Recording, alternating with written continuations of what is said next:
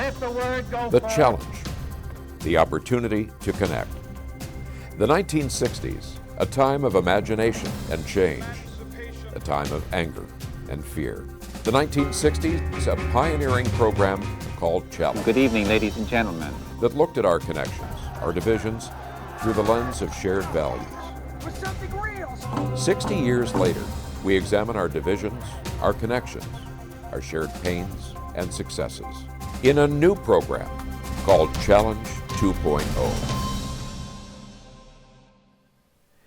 In last week's edition of Challenge 2.0, we explored the negative and at times deadly impact of man camps on Indigenous women, men, and children.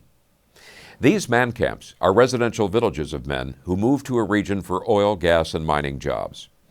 Investigators from groups such as Amnesty International have documented the increased risk of murder, rape, sex trafficking, and human trafficking experienced by Indigenous people. In this episode of Challenge 2.0, we visit with two Native American activists about this and the broader problem of murdered and missing Indigenous women, men, and children. This is by no means a new issue. It's a very deep issue extending well back in history with a very broad reach. And we're very fortunate to have two very well-informed and very active guests in this area. In the person of Jennifer Bereskin, who's a community advocate, also serves with me on the Paths to Understanding board, and Pamela Seamonster, who is also an environmental and human rights activist and has been very active and very influential in these areas. So I thank both of you for joining us for this conversation. We ended our conversation last week, which was largely focused on the issue of man camps, typically located near extraction industry sites such as oil, gas, and for that matter, mining, and some of the problems. Because some of the people joining us today may not have been able to hear that conversation, just summarize for us, if you would, the problems that Indigenous communities are experiencing that happen to be located close to these man camps, whichever one of you would like to address that. The problem is that our people are being trafficked and murdered. Mm-hmm. Men and women are being trafficked and murdered at a very high rate. We make up 2% of the population in the United States, and statistics flux, but they're usually around 65 to 72% of missing and murdered women and men. People are coming up missing at that high rate. How many populations do you know are that small and yet suffer that high a rate of, being killed?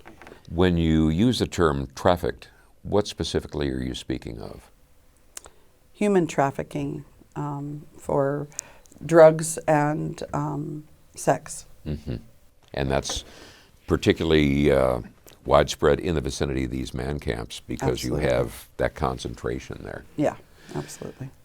Are such crimes and the suffering that those undeniably are experienced by people, are those largely confined to man camps, or are we finding these in other areas, cities as well as rural areas? What has been your experience in the research that you've done as you take on some of these issues? Well, it's certainly happening here in the Seattle area. Mm-hmm. It's very high up on the. It has a port, and the women. This is one of, I think, the top 5 in the United States places where Indigenous people are being removed from. Yeah. When you say removed from, what specifically? They're disappearing. They're being They're removed. disappearing. Yeah. Right. And there have been some cases of deaths, unexplained deaths as well, I believe, right in the Puget Sound area relatively recently, have there not? Oh, There have. there's a lot of our people just end up murdered, and a lot of what I would say in terms of finding that justice, they're not going to find the justice, and they're not going to find the perpetrator. Mm-hmm. I know, I've heard of even that, possibly even having serial killers on our reservations because they know they aren't going to be, there isn't going to be a lot of attention. There isn't going to be this drive of finding who had murdered that Indigenous person. It's really sickening to know that we're targeted specifically because we are some of the most vulnerable communities in terms of how there is any kind of government or law enforcement or media response to the injustices that we face. If there was actual attention, if there was actual repercussions, then maybe less of our relatives would go missing or murdered. And I think about, we were just talking about this, when you drive over the West Seattle Bridge and you're looking at all those containers, and I think, well, how many of my relatives might be in that container? Yeah. How many other people might be in that container? Because we're being on the coastline and having that junction between Canada and everything, we are just one of the highest rates for sex trafficking.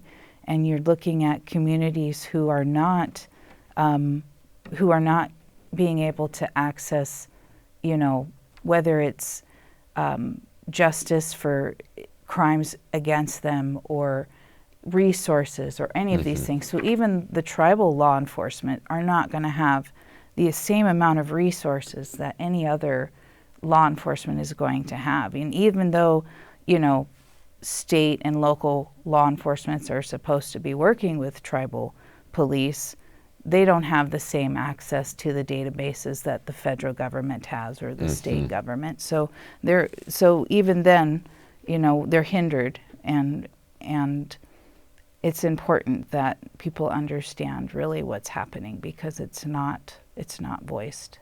And you have both had personal experience with this issue of murdered and missing Indigenous persons. Have you not? Anything that you'd feel comfortable talking about?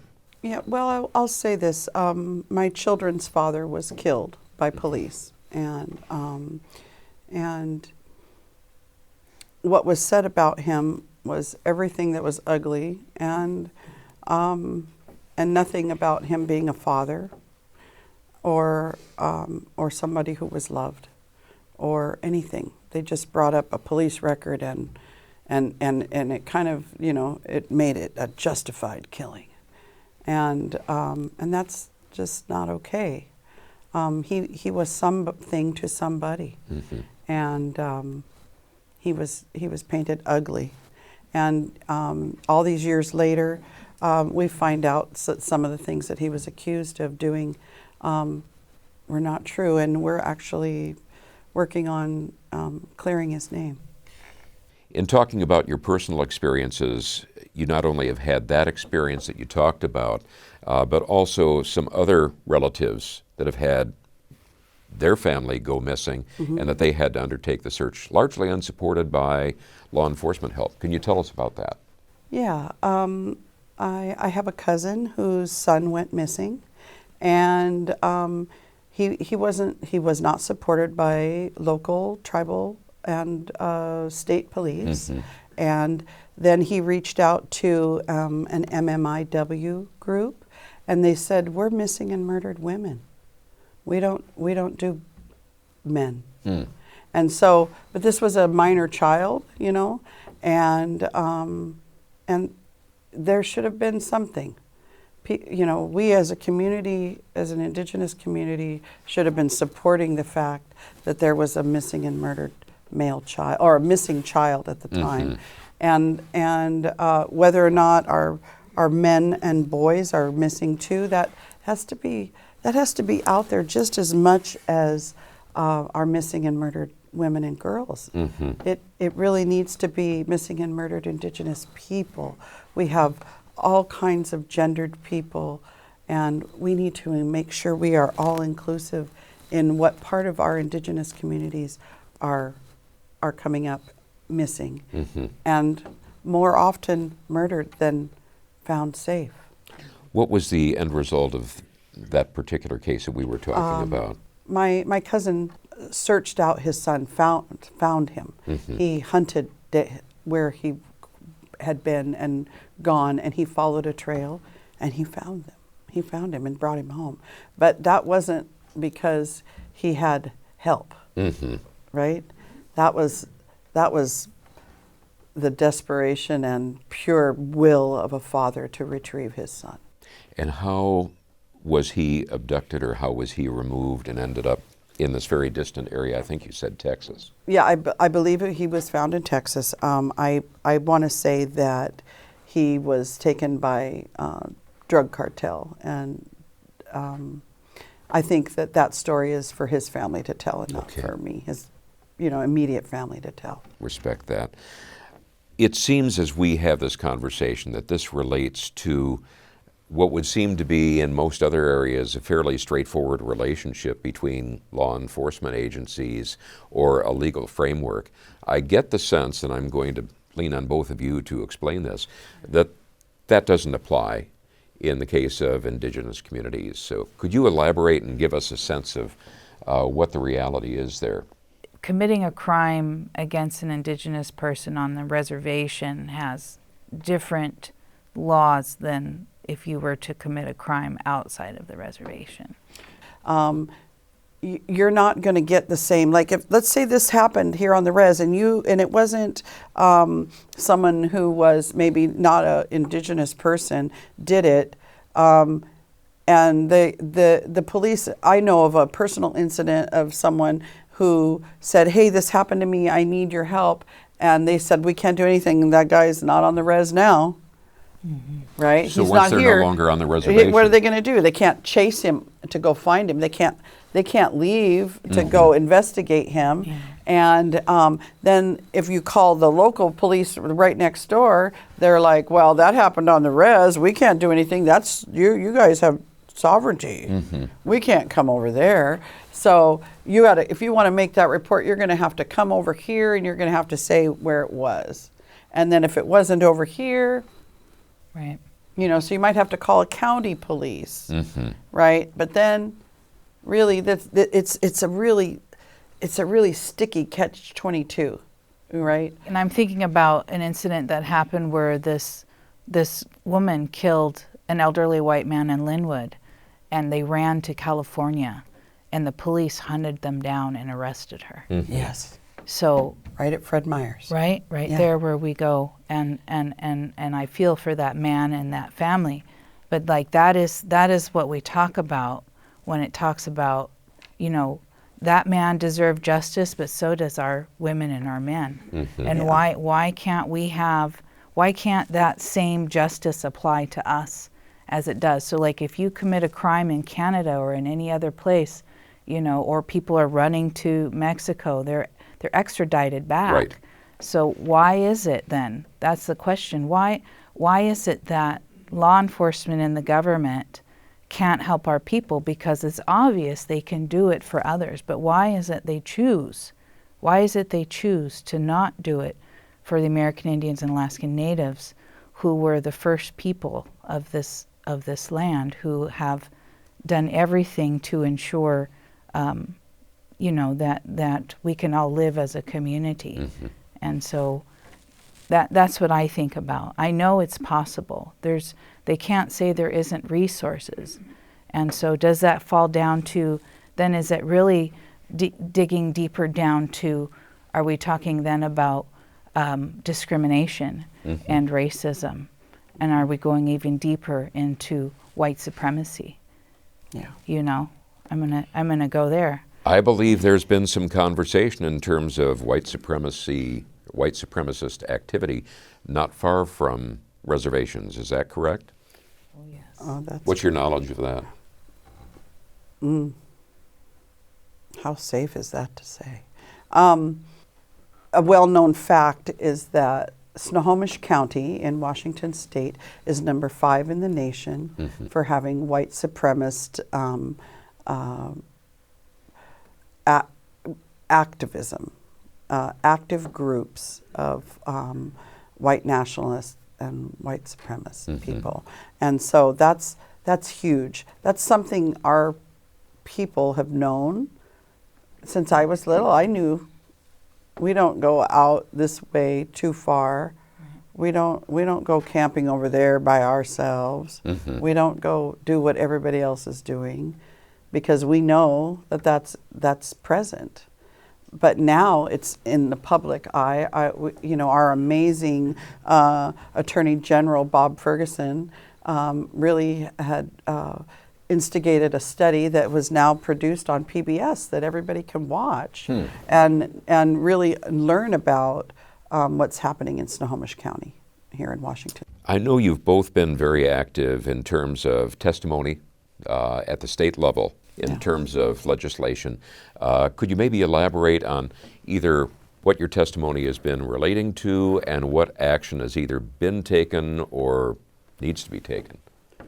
Well, first I want to say that we wouldn't have had an opportunity to do any of that testimony if it weren't for a Snohomish elder named Kyle Taylor Lucas.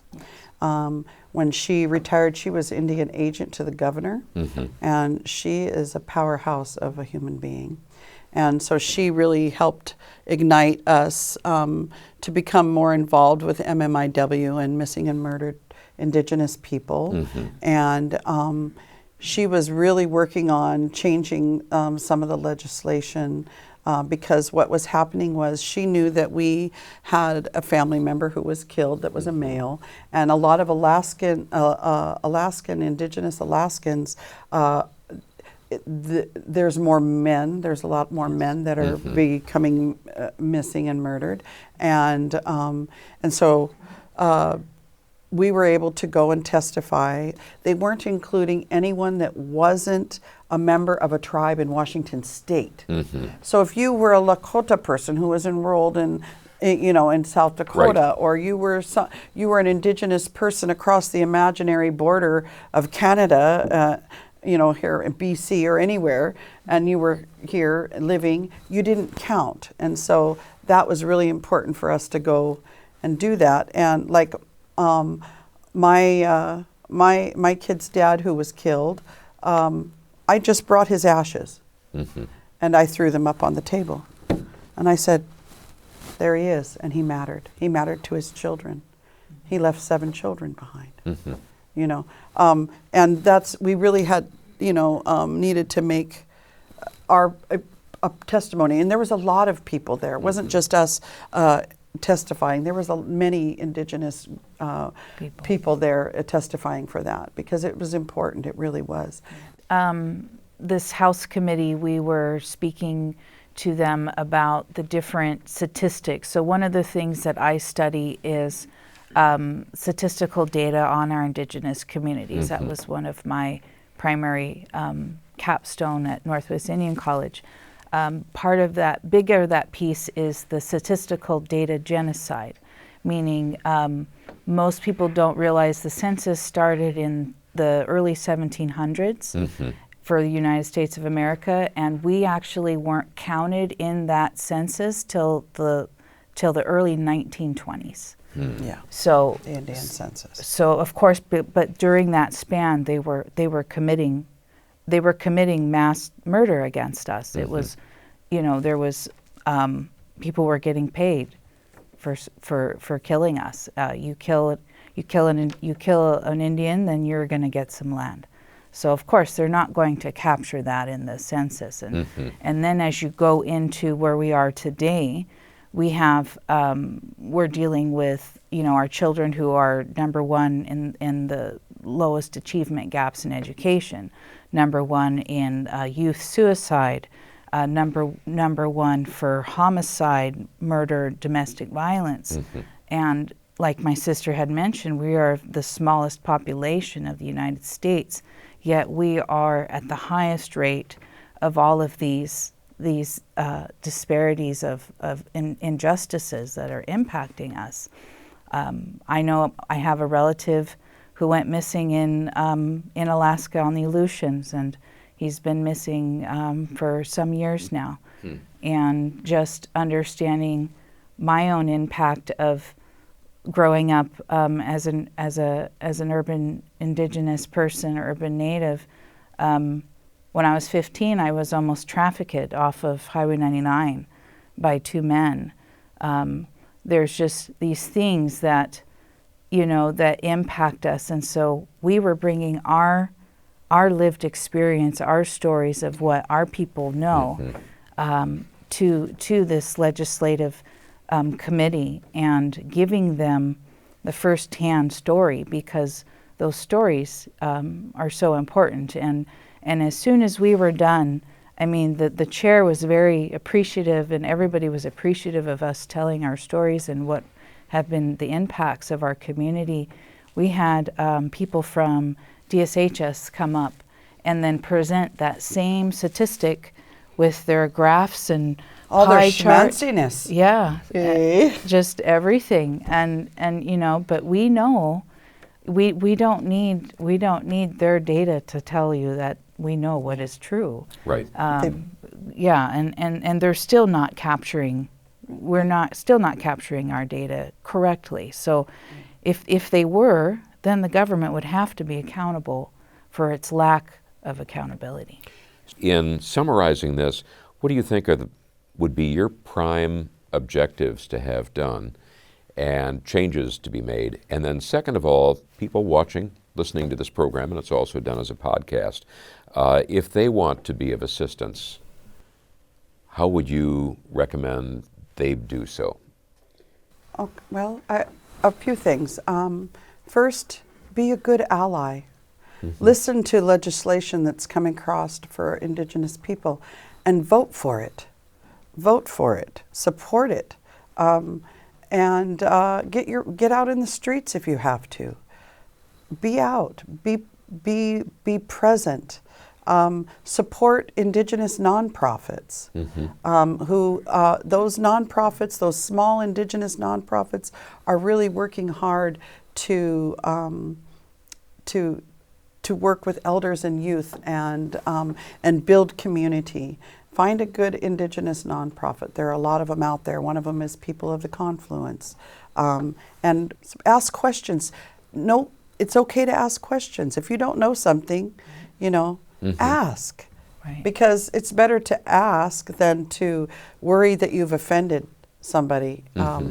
Ask them, and they'll let you know. And then you might create a friendship. You might create a wonderful allyship where you can be, supportive of each other. I know people go and see our things in museums and look at us on these different history channels or whatnot, but they talk about us as if we're in past tense. But actually we're still here. And so I think really it's, a lot of people, I know I want people to ask questions, but I think it's also important for people to take the responsibility to do the research and dig and maybe look up and see which tribal land are you currently occupying? Which territory are you currently occupying? And can you look up information about that tribe? And how is it that maybe thinking about, when you support environmental justice, you're supporting Indigenous communities. They might feel like, oh, I can't do anything. Well, you could do a couple things. You could buy less plastic. You could not use weed killer in your lawn. You could support that local tribe that you have occupied their land. And you can remind your local elected officials, you need to honor the treaties that this government had signed with these sovereign people. But mostly what's important is that they need to be thinking about the 7 generations going forward, because everybody thinks about only today, and recognizing that there isn't going to be anything left if we don't start protecting our environment and the people who have been the stewards of this land. Learn from us. We are open to teaching, and we hope people would have questions, and we would love to be in community. Yeah. I'll leave us with this. A tootie-too hawk, a long time ago when the world was new, the plants and the trees, they believed they were people. A tootie-too hawk, a long time ago when the world was new, the winged, all of them, they believed they were people. A tootie-too hawk, a long time ago when the world was new, the four-legged, they believed they were people. A tootie-too hawk, a long time ago when the world was new, the beings in the water, the salt water and the fresh water, they believed they were people. A tooty-too hawk a long time ago when the world was new, the human beings thought they were people. Just hoit. That's all. Community and that interrelationship. And I thank you both for opening us further to the unfortunate realities. In the best of all worlds, we wouldn't be here talking about this, but we are, and I thank you for your work and also for helping open us to the situation and what we can do about it. And we'll hope that we can get together and talk about this more in the future. Awesome. We'd Thank love it. you. Thank you We very would love much. that. Thank you. And thank you very much for joining us on this episode of Challenge 2.0. Again, take note of what we put on the screen for some possible contacts, and we hope you'll join us again in the next edition of Challenge 2.0 next week. Thank you. Thank you. If you've enjoyed this program, found the conversations informative, interesting, and thought-provoking, and the visions of people from different backgrounds, faiths, or wisdom traditions inspiring, people who can disagree without being disagreeable and respect the essential human dignity of all, perhaps consider supporting our organization with a contribution. Your donation will not only support this program, but also the broader work of our nonprofit charitable organization, Paths to Understanding. Thank you.